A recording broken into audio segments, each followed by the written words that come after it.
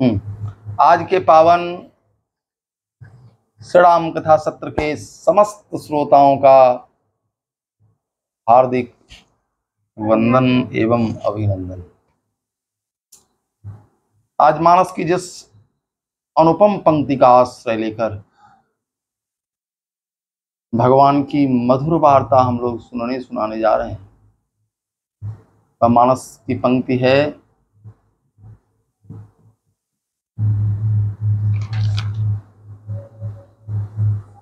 भाव भेद रस भेद अपारा, कवित दोष गुण विविध प्रकारा। जय जय। काव्य के दोष तीन प्रकार के होते हैं। पहला पद दोष, दूसरा वाक्य दोष, तीसरा वाक्यार्थ दोष। तीन प्रकार के दोष होते हैं।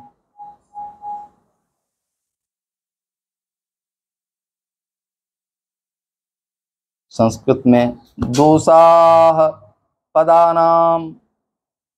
पहला दोष पद संबंधी दोष, वाक्यानाम दूसरा वाक्य संबंधी, और तीसरा वाक्यार्थानाम च खूरसः। हेया काव्ये कवीन्द्रियैः तानि वादादौ प्रचक्षमहे। और ये जो तीन दोष हैं, इनके भी 16 भेद हैं, 16 प्रकार के हैं। सबसे पहला पद दोष देख लीजिए। पद दोष असाधु चा प्रयुक्तम च कष्टम चानर्थकम च यत्। पहला असाधु, दूसरा अप्रयुक्त। असाधु जो पद दोष है, उसका अर्थ हुआ शब्द शास्त्र के विरुद्ध है। शास्त्र में शब्द के विषय में जितनी चर्चाएं आई, इसके विरुद्ध यदि कुछ प्रयुक्त है तो ये वाक्य का ये पद का एक दोष हो गया। दूसरा अप्रयुक्त, कभी जिसका प्रयोग नहीं करते, ऐसा प्रयोग यदि कोई कर रहा है तो यह भी दोष है। तीसरा है कष्ट, कर्ण कटु, ऐसे शब्द का प्रयोग नहीं हो जाए जो कान के लिए कटु हो। चौथा है अनर्थक, पाद पूर्ति के लिए कुछ बेमेल अक्षरों को जोड़ देना। पांचवा है अन्यार्थक, रूढ़ से च्युत, रूढ़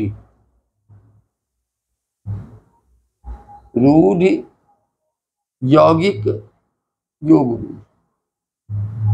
रूढ़ जो है, रूढ़ से च्युत, अर्थात रूढ़ पद से च्युत, रूढ़ के नियम का पालन नहीं करने वाला, यह भी एक दोष है। दूसरा है अपुष्टार्थम, तुच्छ अर्थ वाला, बढ़िया अर्थ नहीं, ये भी एक दोष है। सातवां है असमर्थ, असंगत। आठवां है अप्रतीत, एक शास्त्र में ही प्रसिद्ध, ऐसा प्रयोग करे जो अनेक शास्त्रों में जिसका वर्णन हो। नौवां है क्लिष्ट, क्लिष्ट माने कठिन। 10वां है गूढ़। 11वां है नेवार्थ, प्रयोजन के बिना लक्षणावृत्ति से बोध्य। काव्य होता है, उसका प्रयोजन होता है। जैसे गोस्वामी जी के काव्य का प्रयोजन है, मुनि दुर्लभ हरि भगति नर पावहि बिनहि प्रयास है, जे यह कथा निरंतर नहीं मानी। जो भी इस भगवान की कथा को श्रवण करेगा उसे भगवान के भक्ति की प्राप्ति होगी, ये प्रयोजन है। अब प्रयोजन के बिना काव्य की रचना हो रही हो, यह भी उसका एक दोष हो जाता है। 15वां है देश्य, पद का अर्थ व्युत्पत्ति से सिद्ध हो, ऐसा नहीं कि व्युत्पत्ति से सिद्ध नहीं होता हो, केवल व्यवहार में प्रयुक्त हो। और 16वां है ग्राम्य, ऐसे शब्द का प्रयोग नहीं हो जाए जो अश्लील हो। अश्लील हो, अमंगल हो और घृणास्पद हो, ऐसे शब्द का प्रयोग नहीं होना चाहिए। ये सब पद के दोष है, पद दोष हो गया। इसको संस्कृत में भी बड़ा सुंदर वर्णन किया गया है। असाधु चाप्रयुक्तम च कष्टम चानर्थकम चेत अन्यार्थकम अपुष्टार्थम असमर्थम तथैव च। इसके बाद अप्रतीतम अर्थ क्लिष्टम, नौमा। 10वां गूढ़म नेवार्थमेव च संदिग्धम च विरुद्धम च, विपरीत अर्थ देने वाला। प्रोक्तम यच्च अप्रयोजकम देश्यम ग्राम्यम इति अस्पष्टा। ये पद के दोष हो गए। इसी तरह वाक्य के भी दोष हैं, वाक्यार्थ के भी दोष हैं। वाक्य दोष के विषय में पहला शब्दहीन, अपशब्दों का प्रयोग, जैसे गाली का प्रयोग, एक काव्य में शोभा नहीं देता। दूसरा क्रम भ्रष्ट, क्रम से, एक क्रम होना चाहिए शब्द में, जिस क्रम से सुसंगत दिखे, तो ऐसा क्रम भ्रष्ट नहीं होना चाहिए। तीसरा है विसंधि, संधि वाला होना चाहिए सब,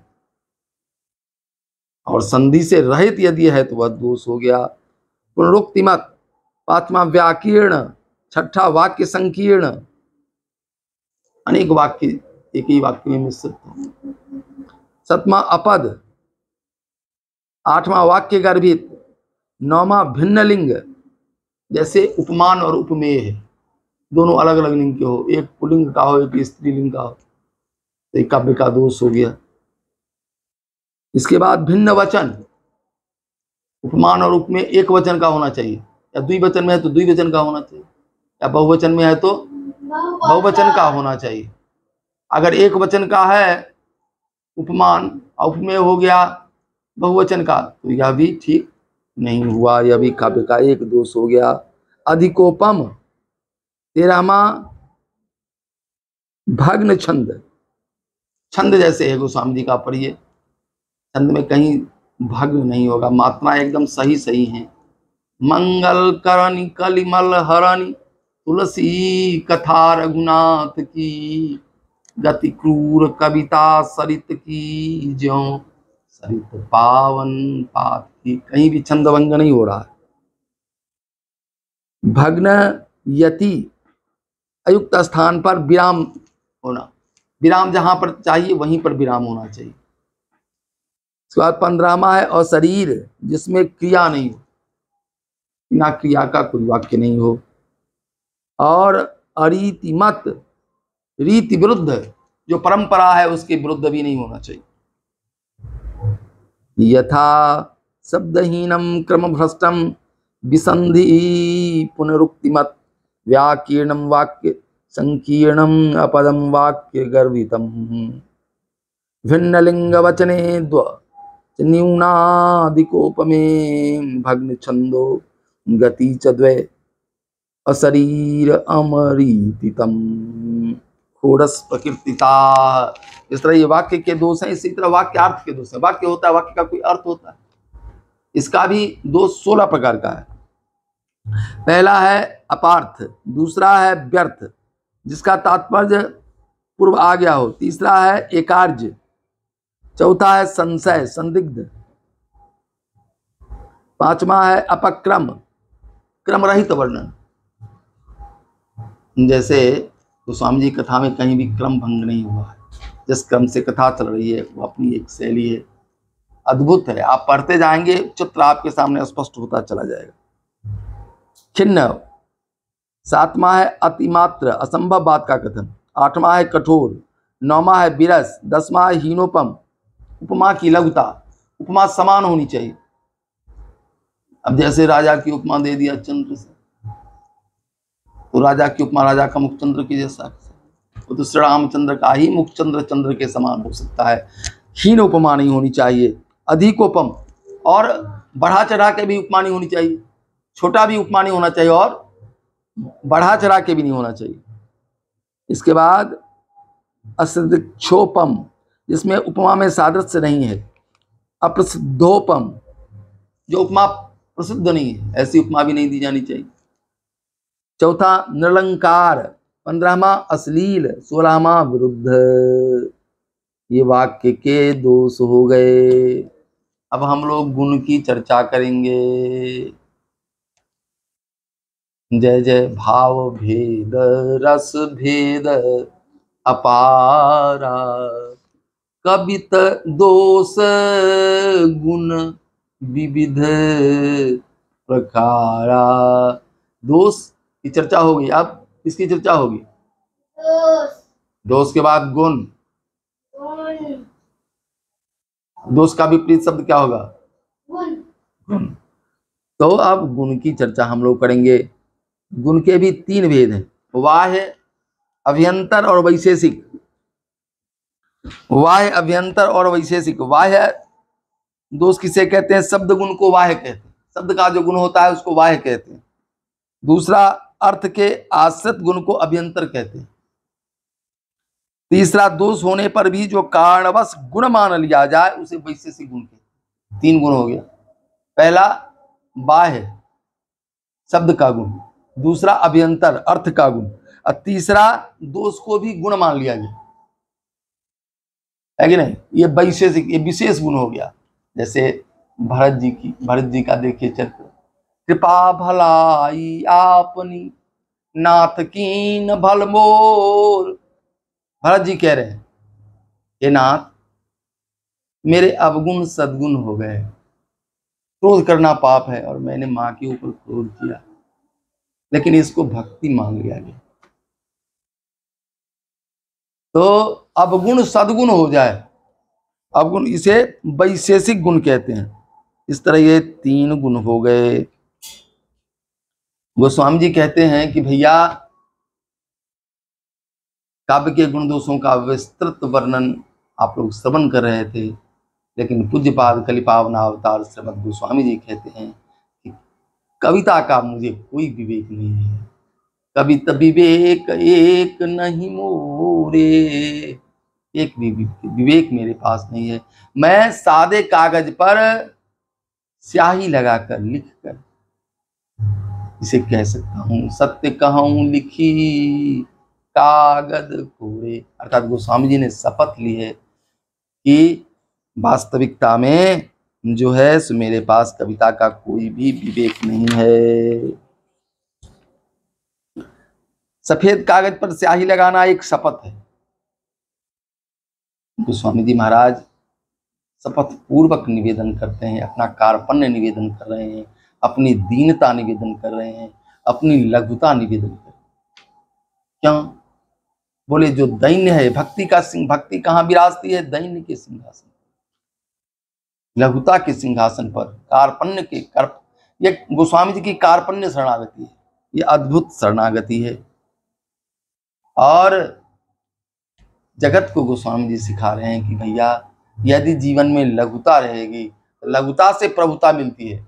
लघुता ते प्रभुता मिले, प्रभुता ते प्रभु दूरी। जिसमें दैन्य भाव होता है उसे ही ईश्वर की प्राप्ति होती है। और जो प्रभुता अहंकारी होता है उसे प्रभु दूर हो जाते। चींटी शक्कर ले चली। चींटा जो है उसको क्या खाने के लिए मिलता है? कहीं भी चीनी गिरा दीजिए झट से आ जाएगा। हाथी के सिर धूल। किसका शरीर बड़ा है? चींटी का बड़ा है कि हाथी का? हाथी का बड़ा है। और हाथी नीचे से चीनी नहीं उठा पाता है, वो मिट्टी उठा के सिर पर रख लेगा। लेकिन चींटी क्या करेगा? छोटी है, लघु है, लेकिन वह चीनी को बीच करके खा लेगा। तो इस तरह लघुता से ही परमात्मा प्राप्त होते हैं। इसलिए कार्पण्य गुण, यहाँ कार्पण्य जो है दैन्यता गोस्वामी जी ने प्रकट किया है। दूसरा भाव, संत महापुरुष कहते हैं कि यह काव्य तो सर्वांग पूर्ण है, सारे अंगों का विस्तृत वर्णन